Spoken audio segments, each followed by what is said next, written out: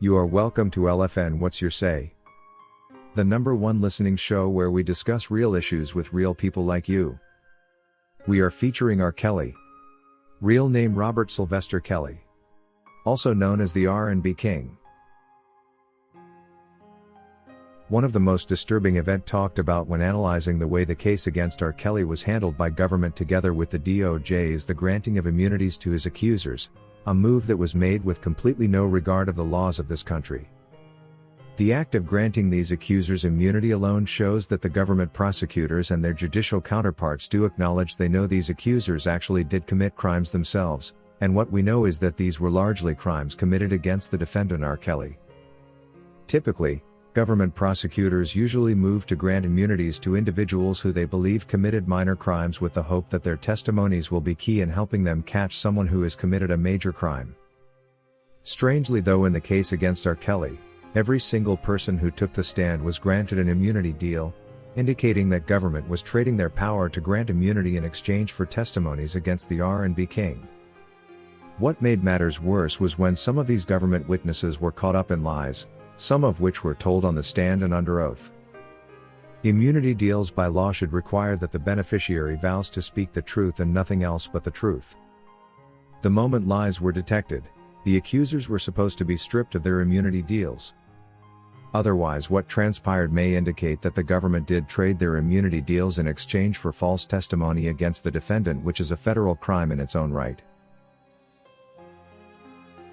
There is also criteria that guides who can receive immunity from prosecution, and the plaintiff is not one of them. Such privileges are best issued to a person who is witness to the case, but not necessarily the one directly accusing the defendant. In what appears to be a major conflict of interests, the government granted immunity deals to witnesses who claim R. Kelly abused them to testify against him, and these were the same beneficiaries to gain from the restitutions defendant was to pay.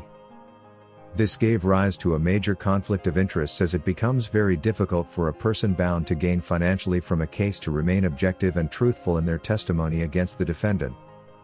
Such individuals had enough motivation to lie on R. Kelly just to make sure they didn't miss out on the financial gains that would follow.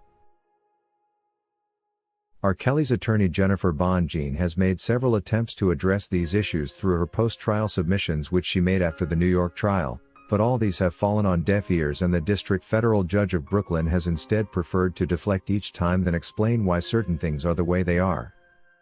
Confronted to explain why the RICO charges with no proof of an illegal enterprise, she adamantly said the government did not need to prove an enterprise.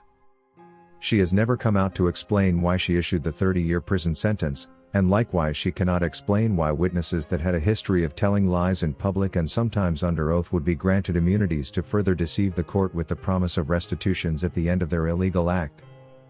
While the DOJ may argue that the accuser was the government and not the alleged victims, the fact that it's them to receive the restitutions and not government makes them the key beneficiaries, and therefore granting them immunities to discredit the R&B King is a real conflict of interests. What's strange with the New York judge is how ready she seems to be to do things her way and not have to explain why. She has repeatedly operated with unimaginable impunity, like she has the right to go against the legal guidelines whenever she pleases. She doesn't want to admit where she has made mistakes and correct them. Many have interpreted her behavior as an indicator of utter obsession to punish one man, R. Kelly, to an extent that she is willing to ignore the legal guidelines she must follow.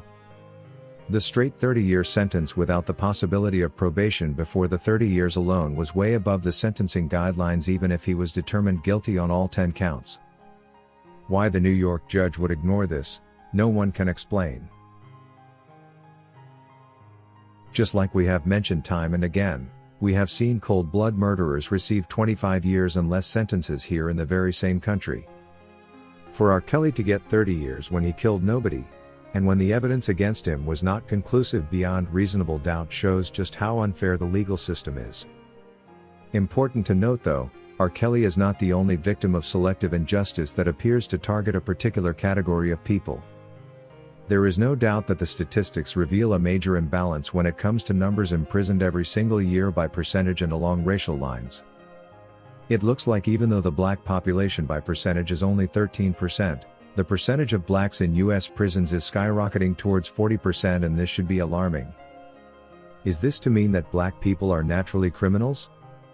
Or is this a cleansing strategy by government to gradually reduce black populations in this our country, considering when our men are imprisoned, the reproduction pattern is cut short? And to make matters worse, they are now targeting the most successful of the black communities who would work as caretakers of many others through creation of multi-generational wealth. It's a shame that this is happening and that it's happening this way at a time when the world should be non-racist to accommodate all people regardless of their skin color. While the New York judge together with her government counterparts chose to exercise impunity and break the laws in many ways to lock up R. Kelly, they will soon have to explain why they did what they did.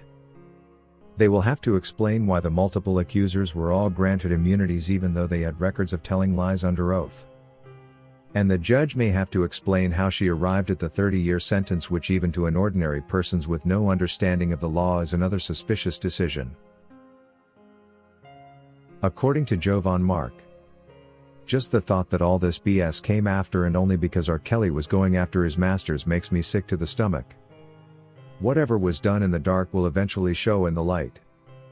While I don't condone abuse towards women, the government was not able to prove beyond reasonable doubt that R. Kelly committed the alleged crimes.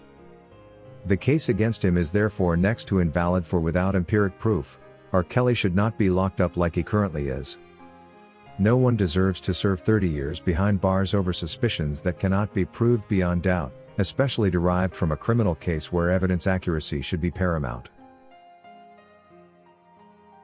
According to Angela Smith, this is why I will always stand behind the R&B king. I knew that this is just some bogus BS from the start when false RICO charges were introduced onto his indictment. There was nothing RICO about his case, but somehow, this ended up appearing on the charge sheet. Then came the immunities granted to his accusers. And when it came to the 30-year prison sentence without possibility of probation or supervised release until the 30 years expire, it even became more clear that R. Kelly is dealing with more than his legal troubles alone. There has to be a big force behind all these moves to destroy R. Kelly. If you wish to take part in a live interview discussing any of these topics, let us know by sending an email to sashalfnmedia@gmail.com for scheduling. Thank you for watching today's video, a production of LFN Media, giving you another perspective of issues at hand. We make it our business to keep you updated with the truth amidst the cloud of lies the media wants you to believe. It is therefore important to subscribe to this channel, hit the bell icon and allow all notifications so that you don't miss out whenever we publish a new video.